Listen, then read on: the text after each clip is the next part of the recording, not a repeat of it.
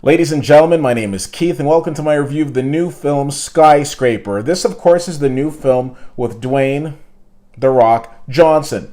Now, arguably the most bankable star in Hollywood right now. His career has taken off like a missile. And in this film, we basically see him as a former FBI agent who is now a securities expert, and he's brought in to provide, a security overview for this massive skyscraper. Now, as you see this film, you can't help but feel some similarities to a film that you might have seen before called Die Hard. I'll get to that in a second.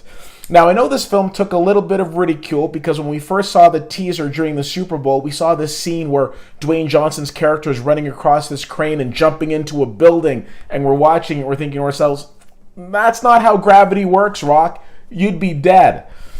But ridicule notwithstanding, one thing that you can't make fun of is the fact that he is an extremely bankable star. If he's not the highest paid actor in Hollywood, I don't know who is. And quite frankly, he's so likable. I mean, he's somebody who comes across very nice in interviews. His roles are very entertaining. Congratulations to him on a fantastic career. But the comparisons to Die Hard aren't out of place because there are a lot of similarities. I mean, we've got, terrorists coming into a building. We've got a police officer on the outside who's trying to help things out and try to understand what's going on. Duct tape makes an appearance. There's so many similarities. But all of that notwithstanding, what do we get with Skyscraper?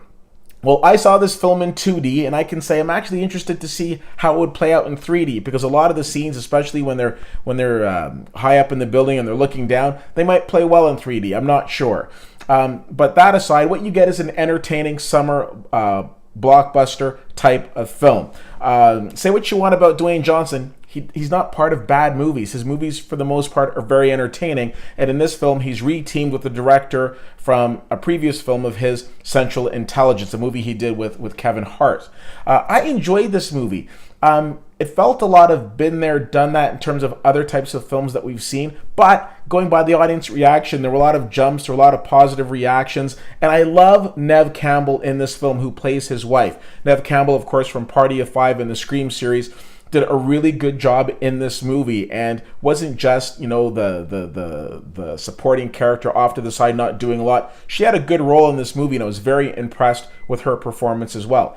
I'm anxious to see what she does next. Now, this movie's entertaining. You can't help but feel that you've seen it before, and people have said to me, did you like this movie? My response has been, I did like it, but I liked it more the first time I saw it, when it was called Die Hard. It's enjoyable. They always say that imitation is the biggest form of flattery. Well, John McTiernan and Bruce Willis should feel very proud at the fact that they have been flattered beyond belief. And let's be honest with ourselves here. Die Hard came out quite a while ago, and that doesn't necessarily mean that we can never see a movie that takes place in a building again. There are just a lot of similarities. I enjoyed this film. I think you will too. I just don't think you need to rush out to the theater to see it. I give this movie a C+. Entertaining, fun, but too much been there, done that. But if you've never seen Die Hard and you have no idea what I'm talking about, you're going to absolutely love this movie. Anyways, if you get a chance to see Skyscraper, let me know what you think. CFL_fan on Twitter, Facebook.com/WittyWhittier and WittyWhittier.com. Thank you so much for checking this out. My name is Keith, and I'll see you at the movies.